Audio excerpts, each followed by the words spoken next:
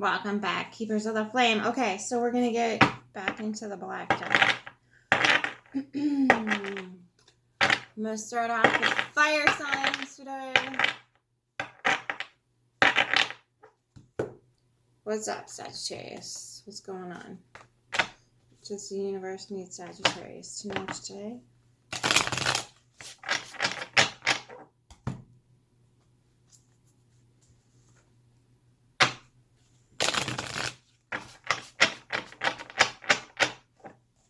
What does Sagittarius need to know from the ethos? Oh, wow.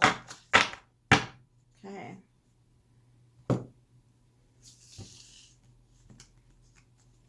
There's no reversals in this deck, I don't think. Yeah, no reversals, so everybody gets red, right? And this is going to be really hard to see in this light. Okay. So, the Three of Swords here. Saturn in Libra.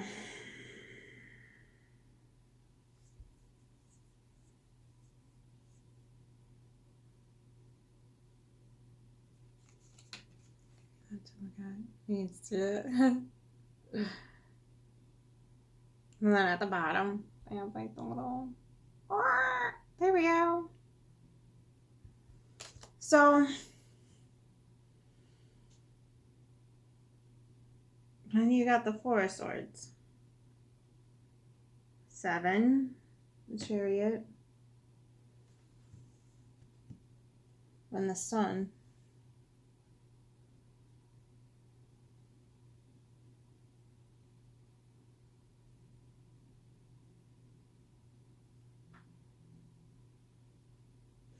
So with any sort of painful incident that breaks our heart or punctures our heart, it lets the light in, right? It lets the light in. Okay? Helps us pay attention to the things that we were not paying attention to that we were supposed to be paying attention to. Okay? That's what pain is for, drawing our attentions to. Oh, there's some acronym for that. But it's all about paying attention to that part of the body. So if it's an aching heart, that kind of runs the whole show, right? So that kind of dictates the energy, frequency, vibration, Heart Math Institute that you put out into the world. But with some rest and relaxation with the Four of Swords, Jupiter in Libra instead of Saturn in Libra. Notice the glyph here. The glyph has the moon on the upside, moving upward, whereas Saturn has the moon. It's just a cross with a moon, by the way. Cross. And then the moon is going downward into the depths, okay? So that rest and relaxation, and that maybe that meditation or that prayer or whatever mental focus works best for you, whatever modality that consists of. And sometimes it can be getting into a good book, taking your mind off of it, and kind of letting everything settle and relax, and then coming back to it with a purpose of moving on from it, right? With the foresight of doing that. Mercury stands at the top here. Now, I don't think you necessarily need to communicate with this person, but it's starting to feel like maybe there's a Mercury retrograde coming up later in April. So if you have distanced yourself from this situation that's breaking your heart, it might come back around. So you've got this respite period, right? And that full moon on, I believe on the 5th or 6th, depending on your hemisphere, I guess, is going to be in Libra. So maybe set some intentions on that full moon when it comes to releasing this. You don't have to do any ritualistic or whatever. Just set intentions. Your intentions will be carried forward whether you like it or not. So if your intention is, staying in this mode, that's the mode you'll stay in. But if your intention is to rest, recuperate, relax, and get your mental faculties back in order, They will be. And communication will be clear. And the movement will be forward, right? So this is just the universe's invitation to come into yourself, relax in your own body, and get back to that heart space that does radiate frequency, energy, vibration out into the planet. That is very important to be looked at, assessed, healed, and taken care of in a very delightful way. Bringing joy back into the situation. This isn't just the card of courage and strength and fortitude. This is a card of joy. Okay? Remembering how it feels when the sun hits your face, how it warms your body. Right? No matter how cold the day is, that sun on your face is still amazing, right? So getting back into that joyous part of life, irregardless of the situation that you're dealing with right here. And then on the underside, you have the Seven of Earth. The Ace of Air. So mental clarity is definitely coming in here. And there might be communication involved with this situation. And then you've got the Page of whatchamacallits. Which says the Jack. So like a playing card. The Jacks would be like the pages, right?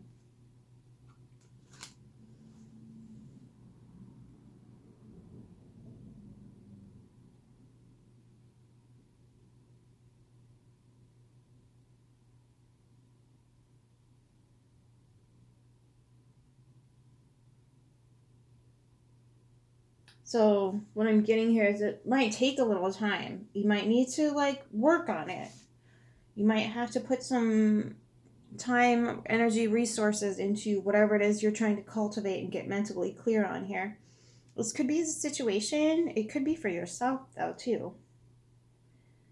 Because the sun is here. It could be for your own well-being. And then this feels like, so the circle is the symbol for spirit, the ancient symbol for spirit.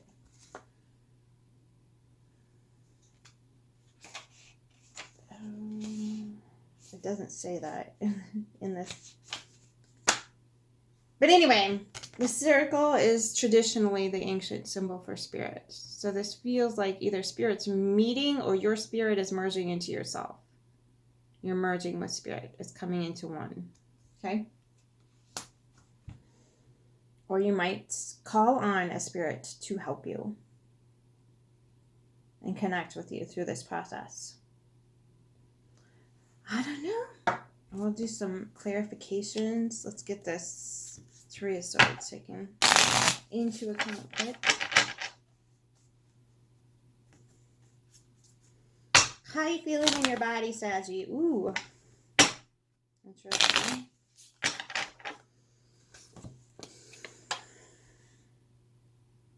The Chariot. Soaring through the darkness of time, the chariot is your vessel, and this means to reach the final destination. It is a vehicle by which the alchemical flow of life can play out. With the chariot comes the assurance that you are getting where you are meant to go. All three primordial elements, mercury, salt, and sulfur. I'll show that instead of the actual cards. You know, I have to glare at it. Exists within the chariot, demonstrating how the process has unfolded thus far. Okay, so you're on the chariot to the sun, which is, again, it's not just the strength and courage. It's standing in the sun, feeling that warmth, that bliss, that happiness that comes from healing the heartbreak, right? Again, like, I really wish this dude would put, like, just write a book, dude. Just write a book. Dude, do that. I'm not sure if it's who the hell cares? Person, write a book.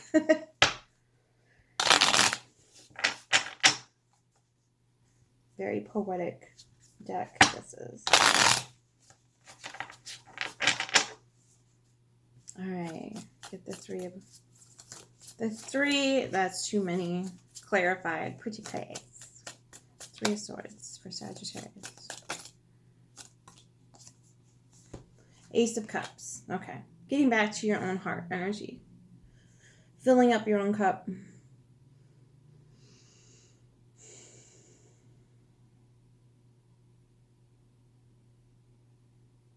So this is like, it's saying snake skin to me. So maybe you need to shed some skin here. Shed some skin and get back to who you are. I don't know why all of a sudden that's good. And there's the sunlight coming into the cup, right? There's your sunlight.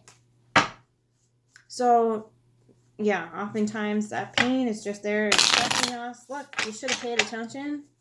Now you know better. Trace those steps back. Figure out what went wrong and don't do it again. That's all it is.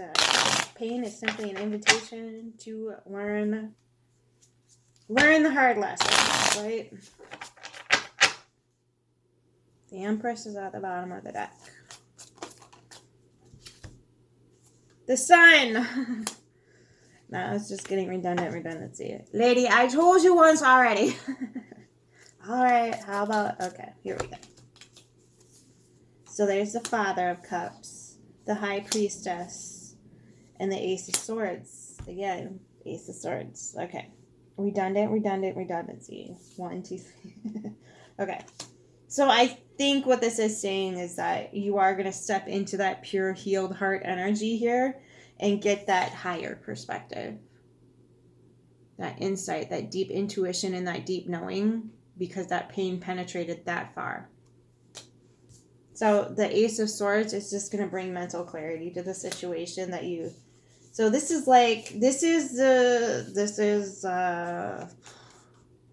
what the heck did the Hermetics call this? I can't remember. But like, it's the heart meeting the mind and coming into the intuition in the center. Okay, so it's the Two of Cups down here, meeting the cup here, and coming out and creating that cyclic pattern for you. Okay? Looks good so far. I don't see any roadblocks here. I think you're bound and determined to do whatever the heck it is this healing pattern requires, which is rest and relaxation at this point. Heck yeah. We could all use a little bit more of that. All right. 9 of Pentacles.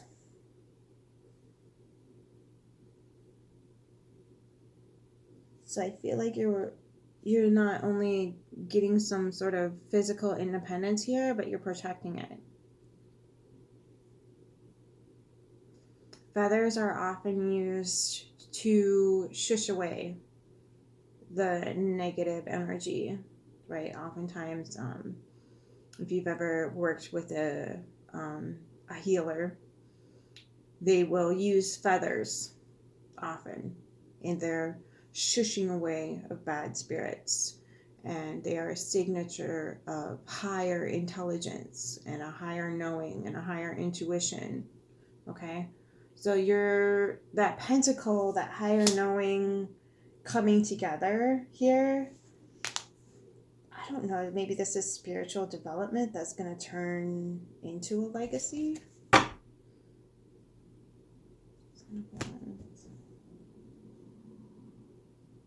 I don't know. It just feels like this is just one pentacle away from leaving a legacy. I'm not sure, Sagi. But you definitely got your sovereignty, and it's protected, which is really, really good. And again, keep switching those practices up. Like if you're using one thing, use it and then switch to another practice. Okay, keep that protectiveness, because there's a lot of just...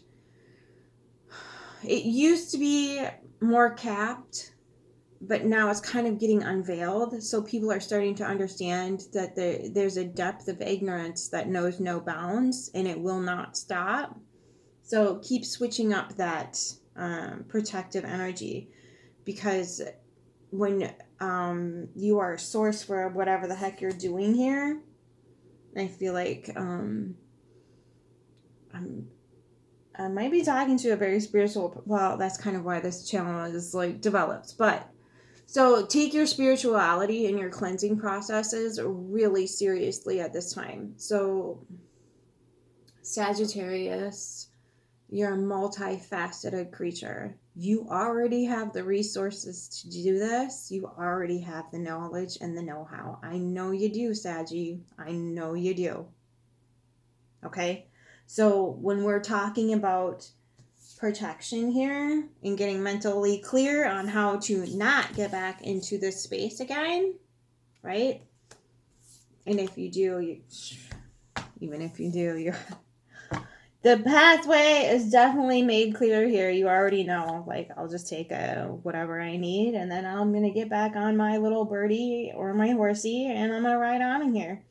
And again, this speaks of highly alchemical processes here of the spirit. This feels like you've already learned how to take hate, and hate is ignorance. So anytime you get a hater, you're just ignorant. So, and I feel like you have a deep understanding of how that process works, and you're like, okay, did you want to continue to waste your resources here, or did you want to go like actually do something for yourself?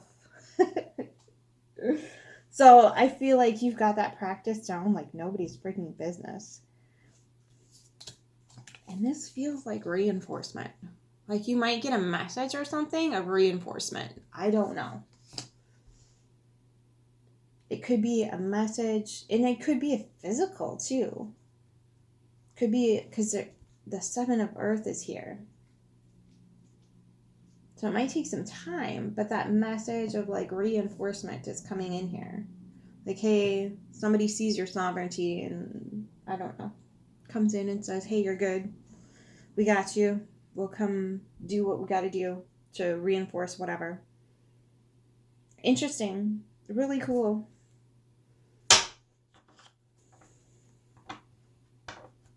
I'm going to pull an Earth Magic card quick and send you on your way. Because I don't really have any advice for this except for keep going.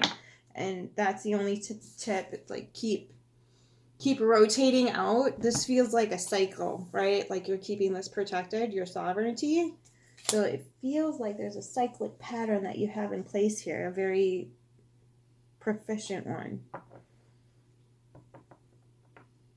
I mean, I don't see a fly in the serum, darling. I'm trying to look. I'm like, where's the kink? There's no kink. Whatever this is, you just instinctively, like, transform that pain, that hatred, that heartache, that ignorance into something absolutely cool for yourself.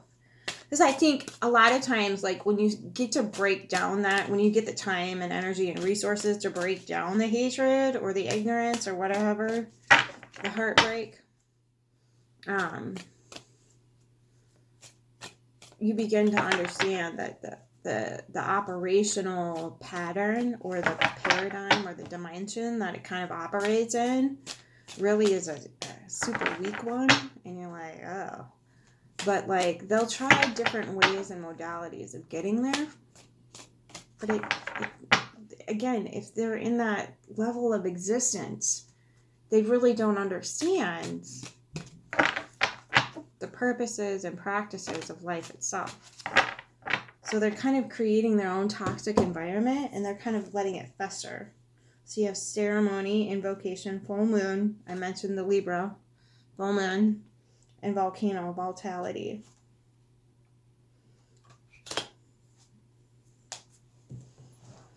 You might have to get pissed off. That's not spiritual. Yeah. Interesting. So, ceremony, invocation on the full moon. Like I said, like that full moon is coming up, so you might have an opportunity there to ask the forces that be, whatever that means to you, for assistance. If you caught any of my videos, it's already within you, love. It's already in there. You just gotta tap on it and be like, hey, did you want to come help out over here?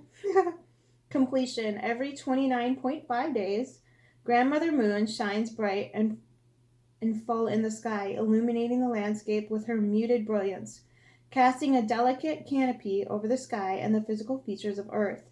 Having gradually edged her way over the last 2 weeks of fullness, she now stands like a guiding beacon in the night. She has completed this round of her perpetual and periodic monthly journey. And this will not even freaking cool. Okay, I'm going to try to talk over it. I'm so sorry. Okay. Will now start her slow but steady retreat into the shadow. In this card, we see the grandeur of the moon at its peak, blazing brightly and creating a silhouette of a tree. This beautiful orb reminds us that all cycles have their time of completion and fulfillment, one that will inevitably be followed by a decrease until yet another cycle is initiated. Do they seriously just listen to me when I told them to shut up in my head? All right, fine. You can now take pleasure in knowing that whatever you've been working towards has reached its culmination. It may have been a relatively brief cycle for a much more extensive one. Yet regardless of the length of time, you have arrived at the stage of completion. Let yourself feel the contentment and the satisfaction of this accomplishment. It is like when you take a deep breath and reach the point where your lungs are pleasantly full and your body is ready to release that breath. It is important to not only enjoy this completion, but also let go and allow yourself to relax afterwards, just like exhaling slowly and consciously. People are much too eager to rush into the next item on the agenda without giving proper time and space to appreciate and honor the natural cycle of release that follows the point of resolution. Give yourself that time to relax and rest just before tackling Spirit's next assignment. And maybe this is what that's about, is Spirit sending you another message of, hey, this is your next assignment. Okay? So the reason why I did full moon first is because I feel like you should know about the full moon before you do the ceremony. Okay?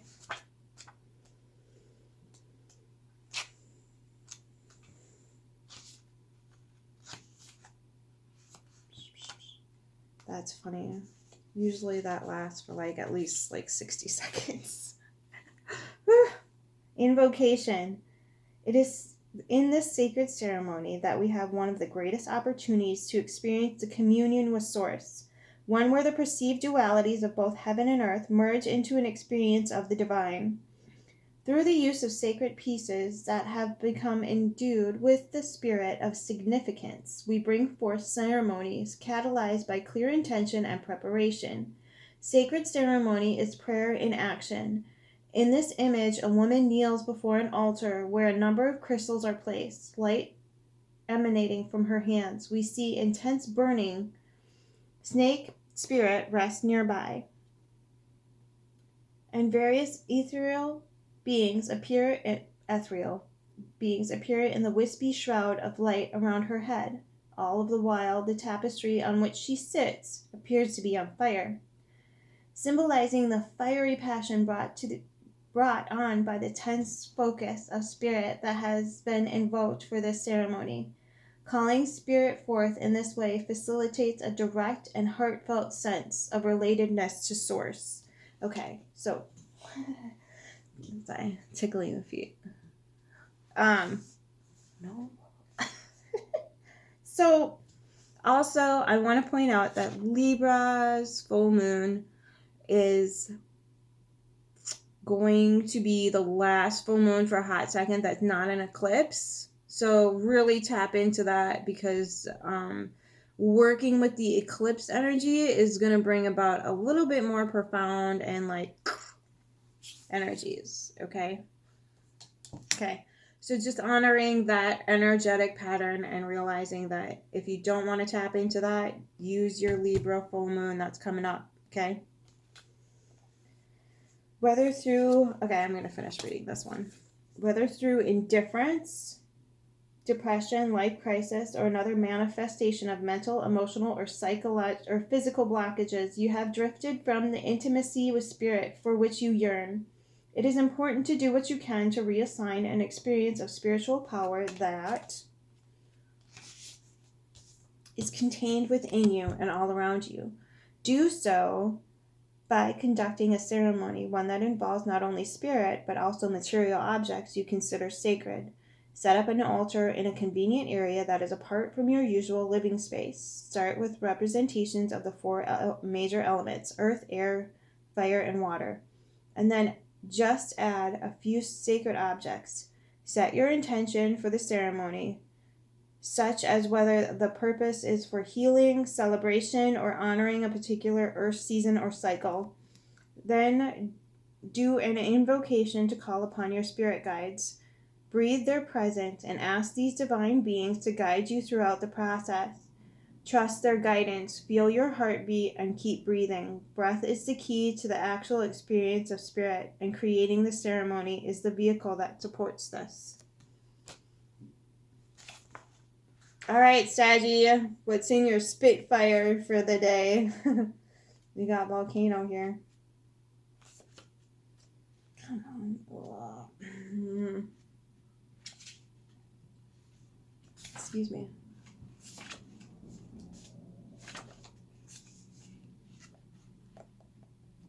Oh my god. Oh. Come on. There it is. Okay. Ready, set, grow. Volatility. Oh my god, I can talk today. Volatility. Oh my god. I'm losing words. Okay. I gotta go study again today too. Oh, Pele is the goddess who lives in the big island of Hawaii. Dwelling there is the craters of the active volcano Kilauea. She is considered passionate, volatile, and capricious, and is perhaps the best known of the panoply of Hawaiian deities.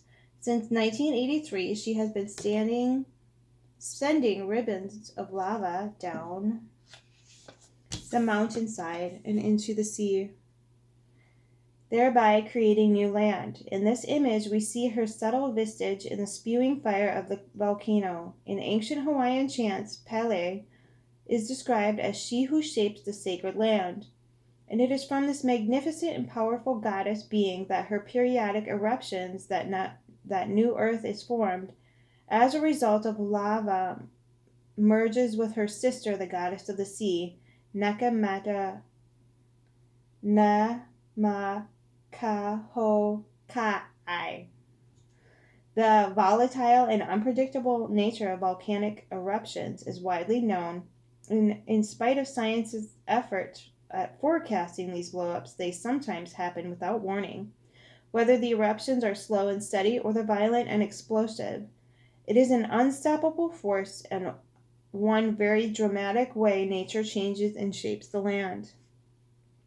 This is a particularly volatile time for you. Unexpected changes, sometimes quite sudden and dramatic, are occurring in ways that you have absolutely no control over.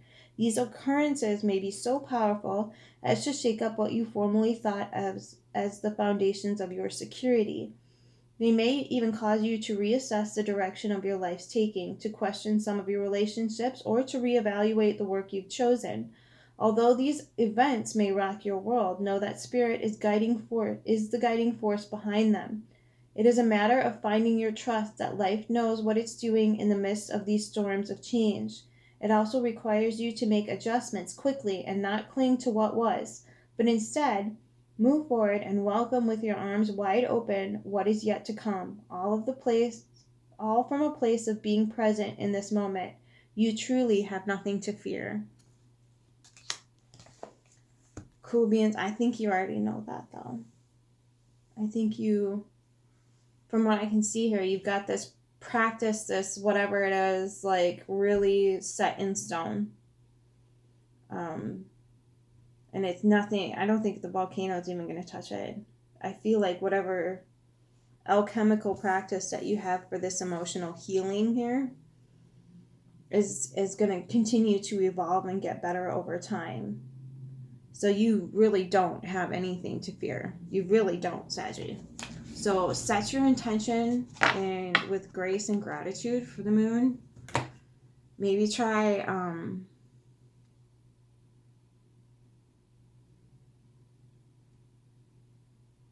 something new.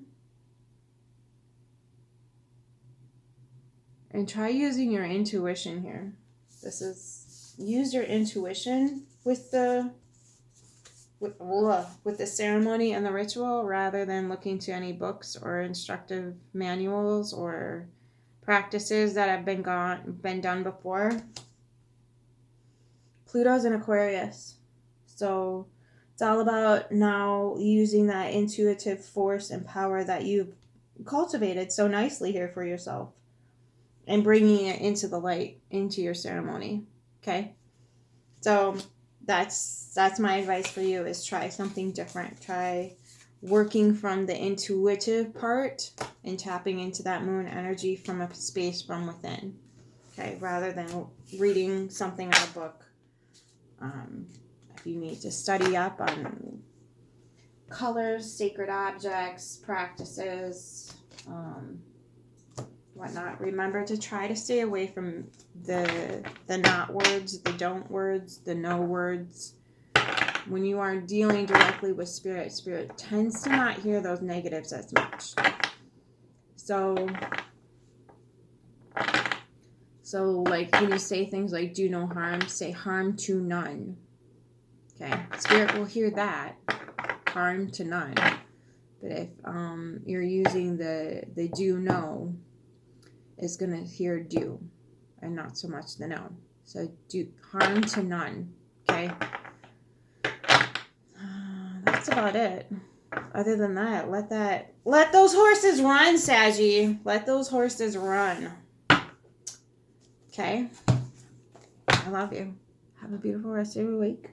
And until next time, keep your flame.